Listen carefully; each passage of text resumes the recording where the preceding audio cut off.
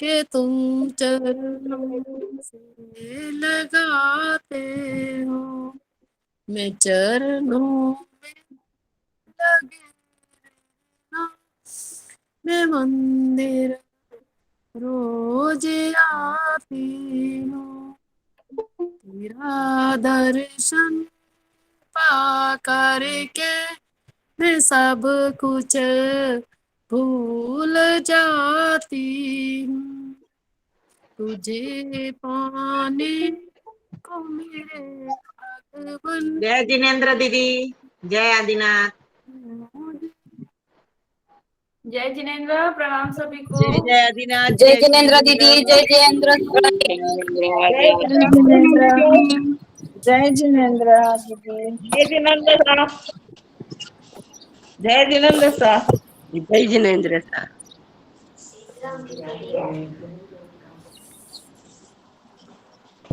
जय जिनेन्द्र दीदी, जय जय आदिनाथ।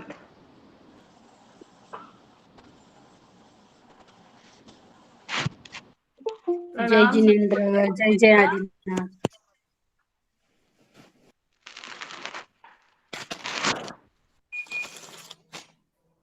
हाँ जी, जय जिनेन्द्र, प्रणाम सभी को। जय श्री आदिनाथ। जय श्री जिनेन्द्र, आदिनाथ जय बकावत जिनेन्द्र। सभी कुछ पढ़ा है। जय जिनेन्द्र।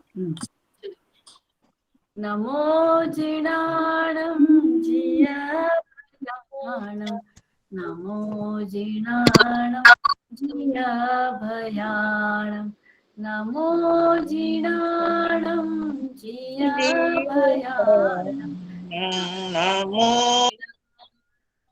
जियाभयाणं, नमो जिणाणं जियाभयाणं, नमो जिणाणं जियाभयाणं,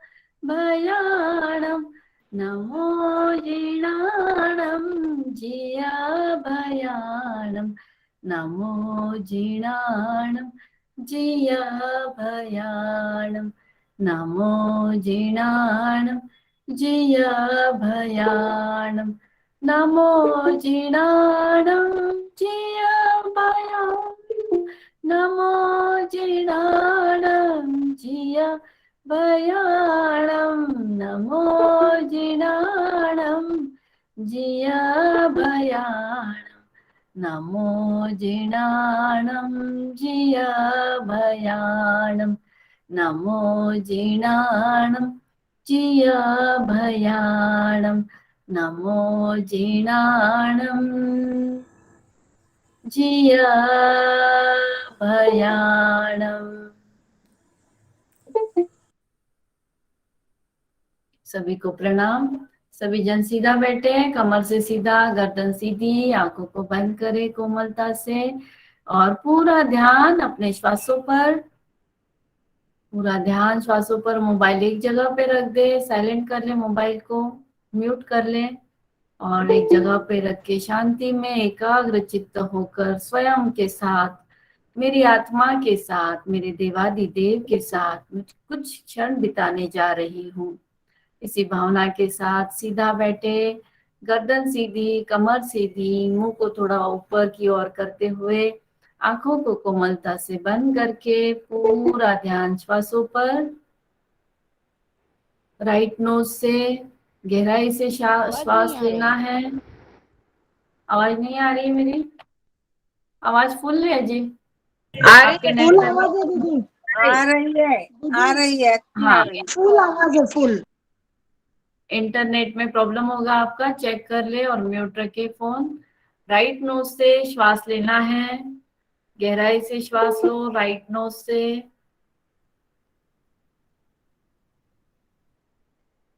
राइट बंद करके लेफ्ट से छोड़े।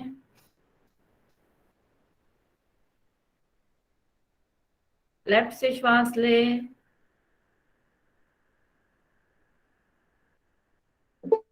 लेफ्ट बंद करके राइट से श्वासों को छोड़े।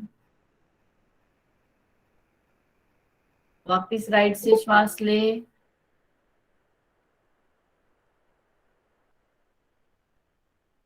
लेफ्ट से छोड़े। लेफ्ट से श्वास ले,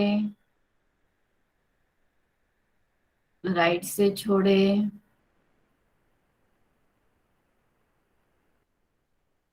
अब दोनों नाक से श्वास ले गहराई से अंदर। आवाज नहीं आ रही है। आपके नेट में चेक करें, यहाँ पे आवाज क्लियर है। श्वासों को गहराई से ले अंदर, बाहर छोड़े, वापस अंदर ले। श्वासों को अंदर लेते हुए हृदय पटल पर देवादिदेव तीर्थाधिपति परम पिता परमेश्वर, मेरे मार्ग प्रदाता प्रभु आदेश्वर प्रभु, उनकी प्रणीत प्रतिमा निहारते हुए वंदन प्रणाम नमोस्तु।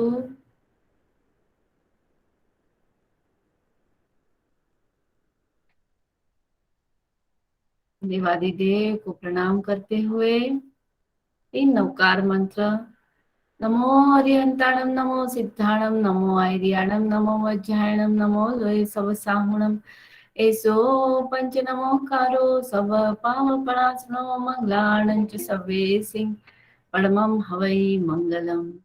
नमो हरिहंताणम, नमो सिद्धाणम, नमो आयर्याणम, नमो वज्रायणम, नमो लोय सवसाहुणम, एसो पंच नमोकारो सब पावपणासनो मंगलाणंच सवे सिंह परमं हवै मंगलम। नमो हरिहंताणम, नमो सिद्धाणम, नमो आयर्याणम, नमो वज्रायणम, नमो लोय सवसाहुणम, एसो पंच नमोकारो सब पावपणासनो मंगलाणंच सवे सिंह परमं हवै मंगलम। हे प्रभु, हे तीर्थाधिपति, हमें आज्ञा दीजिए प्रभु। भक्तांबर की स्तुति भक्ति करने के लिए, समझने के लिए हमें आज्ञा दीजिए प्रभु। हमारी आत्मा ने जन्म लिया है तब से लेके अब तक अनंत अनंत भवों में जिन जिन जीवात्माओं के संपर्क में आकर किसी को भी तकलीफ दी हो, कष्ट दिया हो, राग द्वेष क्लेश किया हो, अपमान किया हो, और भी किसी कारण से किसी को भी तकलीफ दी हो तो क्षमा चाहते हैं, माफी मांगते हैं, मिच्छामि दुक्कडम कहते हैं। जिन्होंने भी हमें तकलीफ दी होगी उनको सबको माफ करते हैं, बंधनों से मुक्त करते हैं। इसी भाव के साथ देवादिदेव हमें आज्ञा दीजिए भक्तांबर के 44 नंबर श्लोक का अभ्यास करने के लिए। मानतुम सुरेश्वर जी की आज्ञा तथा सभी साधु संत आचार्यों की आज्ञा। 44 नंबर श्लोक। आम्बो निधौ क्षुभित भीषण नक्र चक्र, पाटीन पीठ भयदोलन वाग्नो, रंगातरंग शिखरा स्थितया न पात्रा। एक प्रशांत अंकल रहे। बार बार मुझे डिस्टर्ब हो रहा है। किरण जी क्यों अनम्यूट कर रहे हैं आप बार बार? किसी को भी प्रॉब्लम ना हो तो बाद में रिकॉर्डिंग सुन लीजिएगा, और अभी क्लास में डिस्टर्ब ना करें अनम्यूट करके प्लीज। रंगत आवाज नहीं आ रहे, आवाज नहीं आ रहे। किरण जी आपके यहाँ प्रॉब्लम है? आ रही आवाज आ रही है, आवाज आ रही है। आ रही है। हाँ सभी जन म्यूट रखिए। किरण जी आपके यहाँ पे प्रॉब्लम है, सबको आवाज आ रही।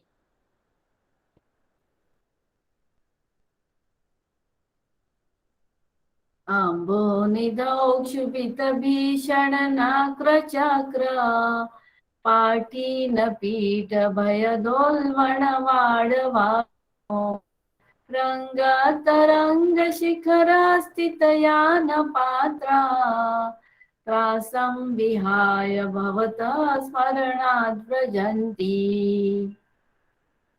भावार्थ, हे तीर्थंकर देव, विकराल मगरमच्छों से सहित उछाल मारते हुए जलचर प्राणियों के समुदाय युक्त बड़वानल की आग की लपेटों से सहित महासमुद्र में तूफानी हवाओं से उछलती हुई ऊंची ऊंची तरंगों के आवाज कारण नहीं आ रही है। पलक, वो आवाज चेक कर तो।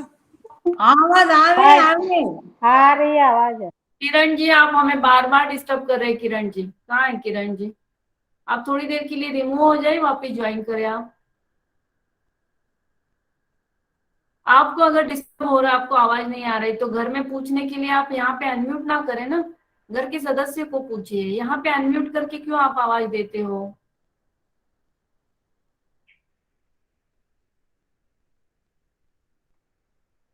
में प्रॉब्लम है, घर पे पहले चेक करके बैठना चाहिए, ध्यान देना चाहिए ना।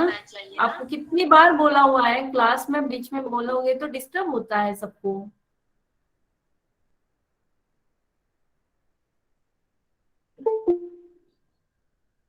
महासमुद्र में तूफानी हवाओं से उछलती हुई ऊंची ऊंची तरंगों के कारण डगमगाता हुआ जहाज जब समुद्र में फंस जाता है, तब वहां भी आपका नाम स्मरण करते ही भक्त सब विपत्तियों से बचकर सकुशल अपनी मंजिल तक पहुंच जाता है। यहाँ पे बताया है इसका श्लोक का अर्थ कि कितना भी समुद्री तूफान आ जाए, कोई भी तकलीफ आ जाए, पर अगर भक्त प्रभु करता है तो पूरी तरह से उस अड़चन से, उस अवधान से, सबसे वो मुक्त हो जाता है। मंत्र है ओम नमो रावणाय विभीषणाय कुंभकारणाय लंकाधिपते महाबल पराक्रमाय मनश्चिंतित कार्य कुरु कुरु स्वाहा। किसी किसी बुक में अलग अलग मंत्र होंगे, तो अपने बुक में जो मंत्र है वही पढ़े। इसका अर्थ है जो तीन लोक के स्वामी अधिपति महापराक्रमधारी हमारे आदिनाथ प्रभु का नाम लेने से भीषण प्रलय तूफान भी नष्ट होकर मनधारी कार्य पूर्ण हो जाते हैं। यहाँ पे भीषण को, यहाँ पे उन्होंने रामायण का ये दिया है, जैसे रावण विभीषण और राम में जो भी युद्ध हुआ था कि किस तरह का, किस भीषण स्वरूप वो लिया था, इस प्रकार का युद्ध हुआ था, तो वो उस टाइप का उदाहरण यहाँ पे दिया है। ऐसी भी कोई स्थिति हो तो देवादिदेव का सिर्फ नाम लेने मात्र से सारी अड़चने दूर हो जाती है। रीति है ओम ह्रीम अरहम नमो अमी आसवीणम ज्रोम ज्रोम नमः स्वाहा।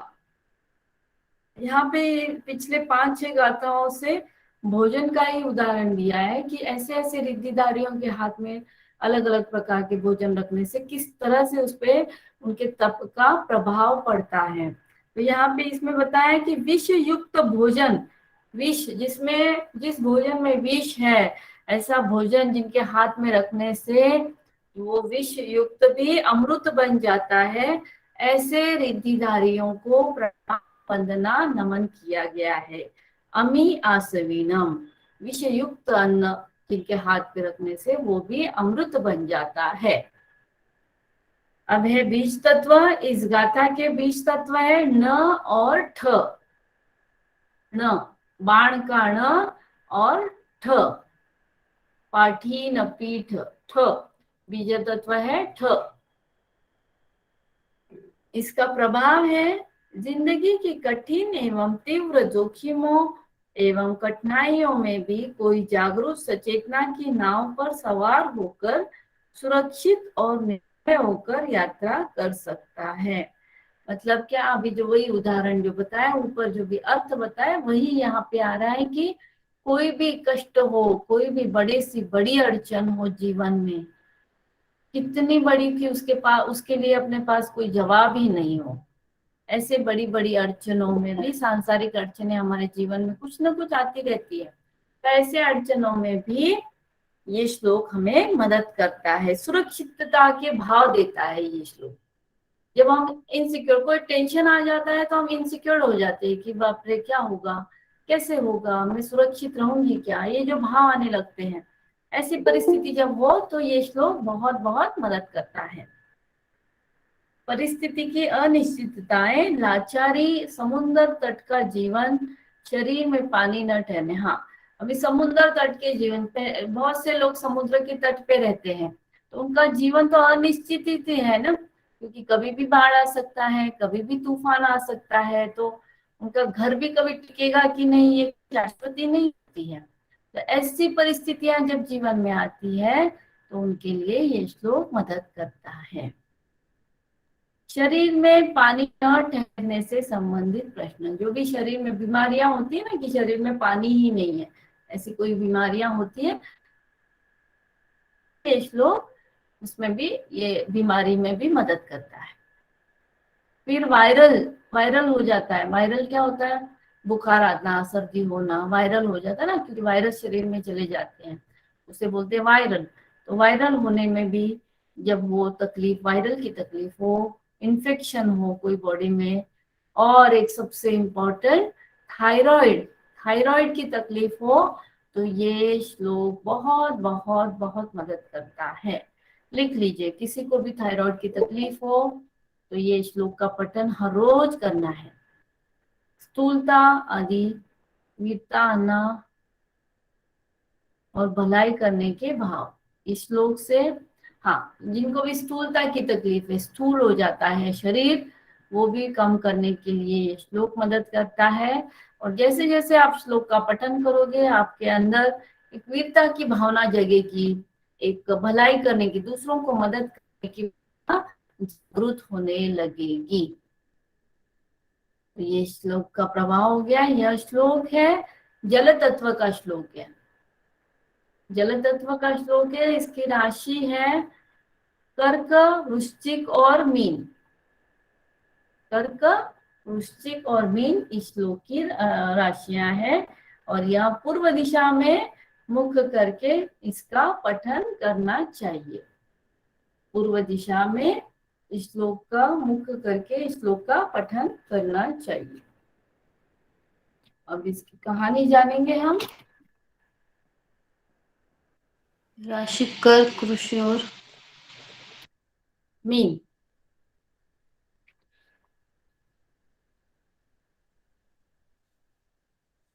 हाँ जी, दीदी थायराइड के लिए कौन सा बताया?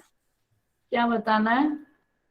थायराइड के लिए श्लोक का नंबर 44, जो अभी पढ़ाई कर रहे हैं वही। 44 44। Okay, thank you. कथा, इस श्लोक की कथा। जैन धर्म का पुण्यमय प्रसाद, कथा का नाम है जैन धर्म का पुण्यमय प्रसाद। प्राचीन काल में समुद्री व्यापार की दृष्टि से ताम्रलिप्ति बड़ा महत्वपूर्ण बंदरगाह माना जाता था।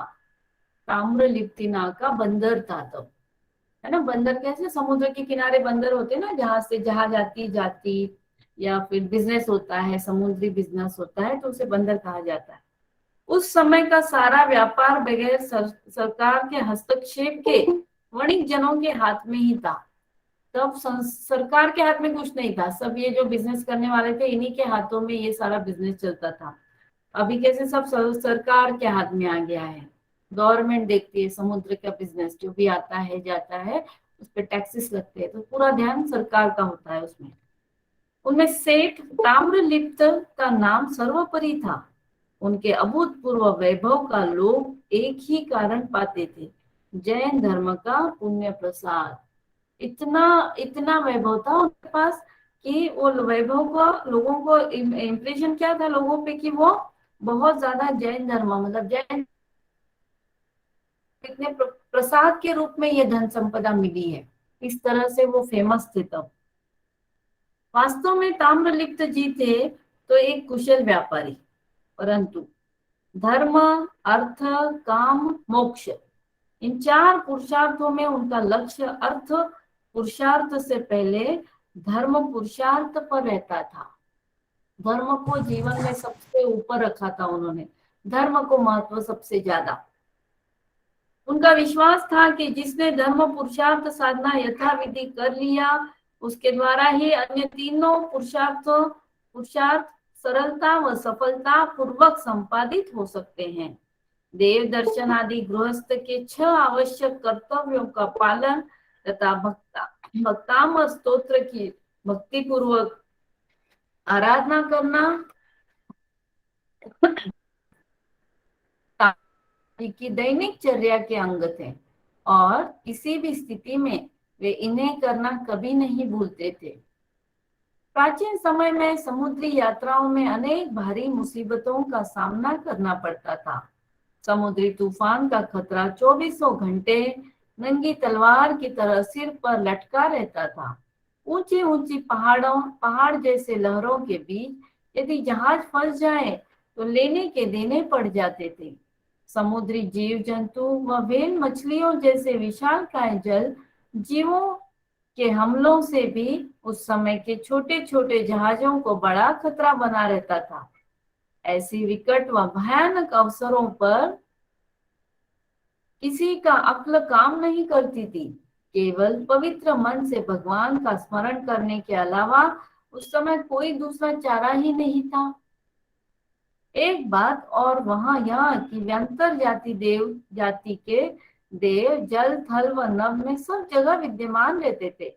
जल की विशाल राशि में रहने वाले व्यंतर देव बदला लेने की दृष्टि से अथवा अपनी पूजा प्रतिष्ठा कराने के लिए समुद्री जहाजों को कील देते हैं और यात्रियों को सच्चे धर्म से डिगाने के लिए नाना प्रकार की यातनाएं देते थे। वे हिंसापूर्ण बलिदानों की मांग करते हैं और इस प्रकार मिथ्यात्व की दुष्प्रभावना करने की कुचेष्टा करते हैं। ऐसी स्थिति आने पर जब जिन यात्रियों की श्रद्धा सच्चे धर्म पर नहीं होती, वे नर बलि या पशु बलि देकर उन कुदेवों को संतुष्ट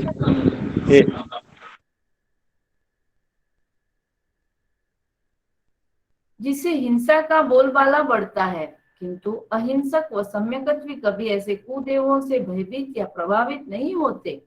इस प्रकार से ताम्रलिप्त जब अपनी वणिक मंडली के साथ अपने जहाज में हीरे जवाहरात आदि भरकर देश को वापिस आ रहे थे, तो एक जलवासिनी कुदेवी ने उनके जहाज को बीच समुद्र में ही कील दिया। फलतः वह जहां का तहां स्थिर हो गया। जलवासिनी कुदेवी का कहना था कि बिना पशु बलि दिए जहाज आगे नहीं बढ़ सकता है। एक कुदेवी ने उनको अड़ा लिया और बोला कि जब तक आप मतलब पहले बलिदान दिया जाता था ना, बकरी पशु पक्षी, ये कुदेवताओं को बहुत बलि दी जाती थी पहले के जमाने। तो अभी भी होता है बहुत जगह पे ये चीज, और ये जब तक तुम दोगे नहीं तो मैं जहाज को आगे नहीं जाने दूंगी, ऐसे उस कुदेवी ने ताम्रलिप्त को कहा। परंतु सेठ ताम्रलिप्त तो सच्चे धर्मनिष्ठ दृढ़ निश्चयी सम्यकत्वी तथा पूर्ण अहिंसावादी श्रावक थे। उनका विश्वास था कि हिंसा कभी अहिंसा पर विजय नहीं पा सकती, सत कभी असत से मात नहीं खा सकता। मैं पशु हिंसा कभी नहीं होने दूंगा। अपने लाभ व सुख के पीछे मैं इस राक्षसी देव को संतुष्ट करने के लिए कभी भी मुख व निर्दोष प्राणियों की बलि नहीं दूंगा, चाहे इसका कुछ भी परिणाम क्यों न हो। इन्हीं भावनाओं के साथ ताम्रलिप्त जलवासिनी कुदेवी से कड़क कर बोले, दुष्टे, तू सीधी तरह मेरे मार्ग से हट जा, अन्यथा मेरे सच्चे धर्म की शासन देवी तेरा नाम निशान भी नहीं रहने देगी।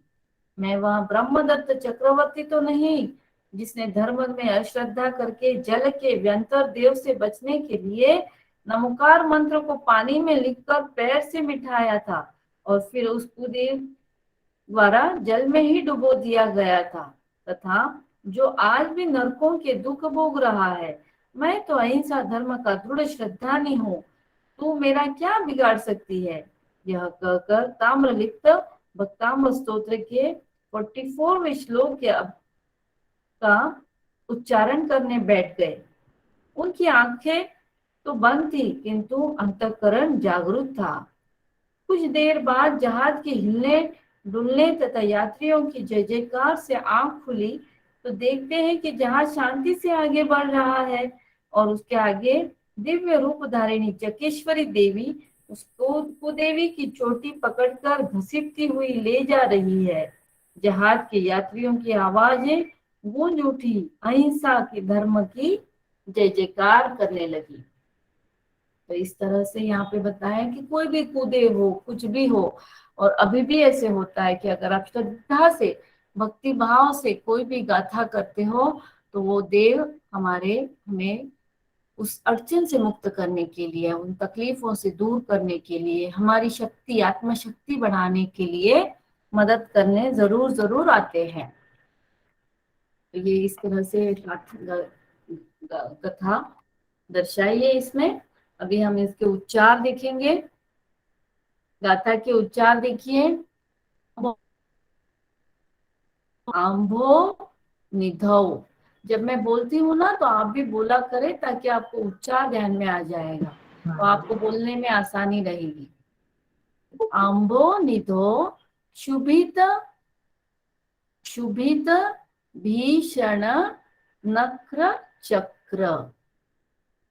शुभित भीषण नक्र चक्र। पाठीन पीठ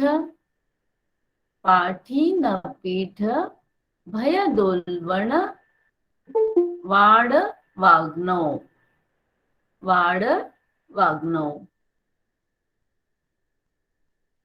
रंग तरंग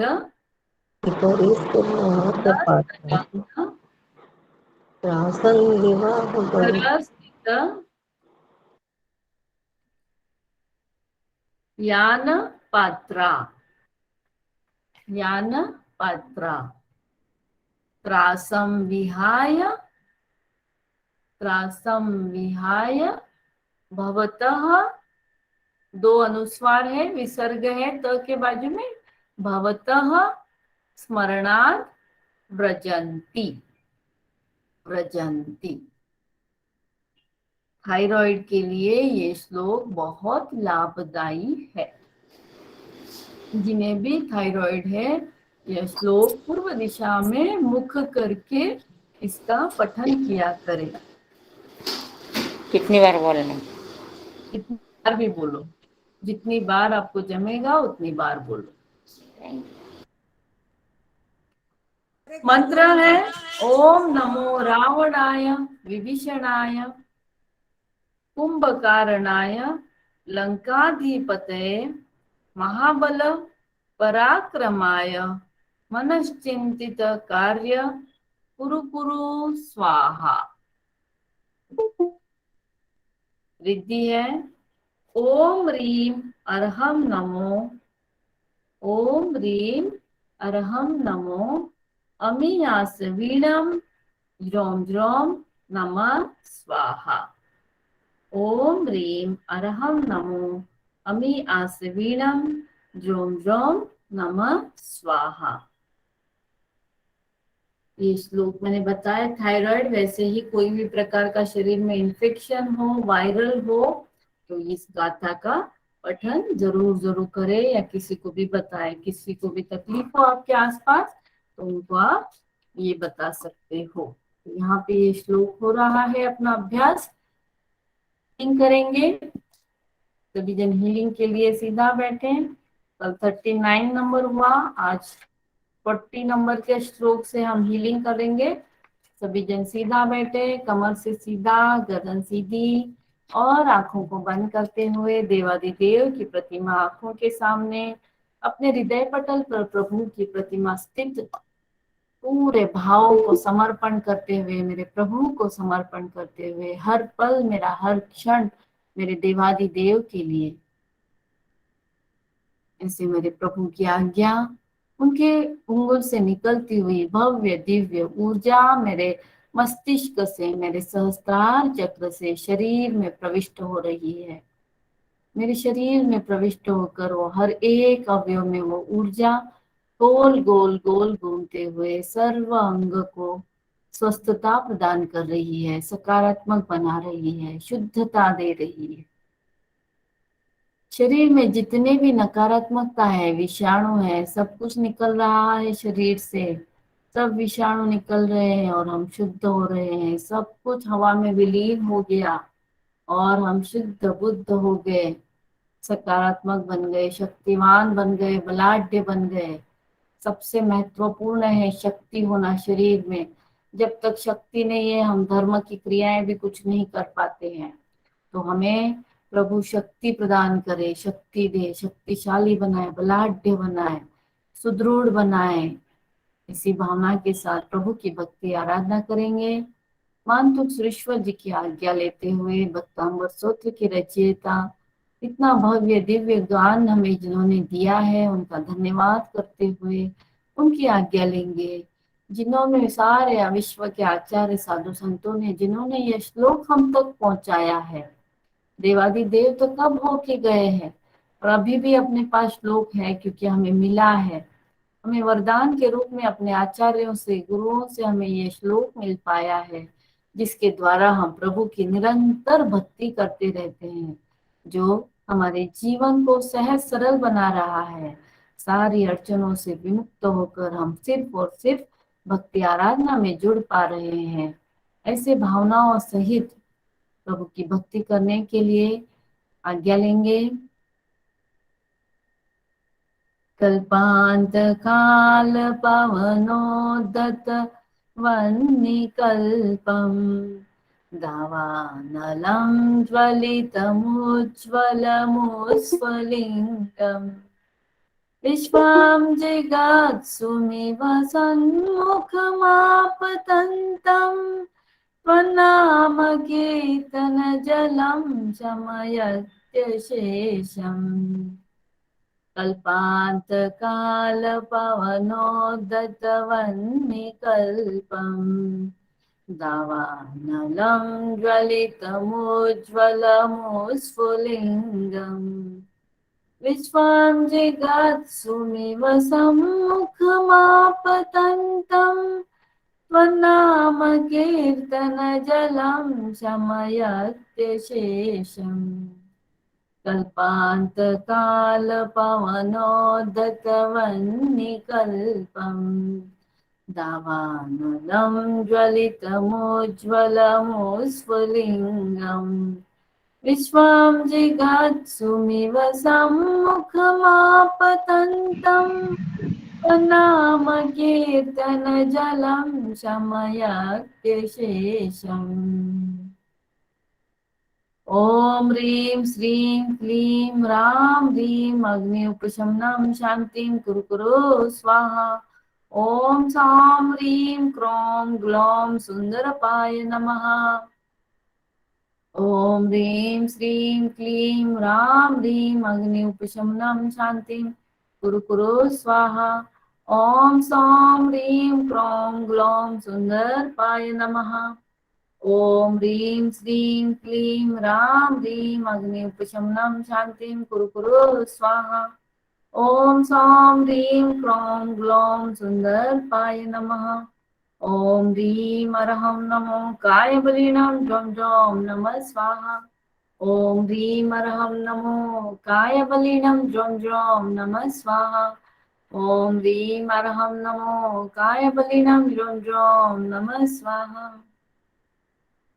सम्यक ज्ञान दर्शन चरित्राय नमः। सम्यक ज्ञान दर्शन चरित्राय नमः। सम्यक ज्ञान दर्शन चरित्राय नमः। नमो ओरियंताणं नमो सिद्धाणं नमो आर्याणं नमो उज्जैनं नमो लोय संसाहुणं तेसो पंच नमो कारु सव पापनास्म मंगलानि च सर्वे सिंह परमं अवै मंगलम्। नमो ओरियंताणं नमो सिद्धाणं नमो आर्याणं नमो उज्जैनं नमो लोय संसाहुणं तेसो पंच नमो कारु सव पापनास्म मंगलानि च सर्वे सिंह परमं अवै मंगलम्। नमो ओरियंताणं नमो सिद्धाणं नमो आर्याणं नमो उज्जैनं नमो लोय संसाहुणं तेसो पंच नमो कारु सव पापनास्म मंगलानि च सर्वे सिंह परमं। हे प्रभु, हे देवादिदेव, हे कृपालु देव, आपको मैं जितना भी धन्यवाद बोलूं प्रभु कम ही है। प्रभु अनंत अनंत उपकार है देवादिदेव, हर दुखों को हरने वाले, हर चिंताओं को हरने वाले प्रभु, हमेशा स्वस्थता प्रदान करने वाले देवादिदेव, आपका पूरी आत्मा के हृदय की कोर से बहुत बहुत धन्यवाद है प्रभु। मानतुम सुरेश्वर जी का धन्यवाद, सभी आचार्य साधु संतों का धन्यवाद, अपने माता पिता का धन्यवाद, अपनी आत्मा का धन्यवाद, ब्रह्मांडीय ऊर्जा का धन्यवाद, प्रकृति का धन्यवाद, पंचास्तिकायों का धन्यवाद, सभी वस्तुओं का, चीजों का धन्यवाद जो भी मुझे जीवन जीने में मदद कर रहे हैं, सारे रिश्ते नातों का धन्यवाद जो जीवन जीने में मदद कर रहे हैं, सभी का धन्यवाद धन्यवाद धन्यवाद। गाथा बोलते हुए काना मात्रा वेलांटी उच्चार कुछ भी गलत हुआ हो तो मिच्छामि दुक्कडम। जिन आज्ञा विरुद्ध मैंने कुछ भी बोला हो, आज किसी को भी मैंने डांट दिया हो तो मिच्छामि दुक्कडम, मिच्छामि दुक्कडम, मिच्छामि दुक्कडम।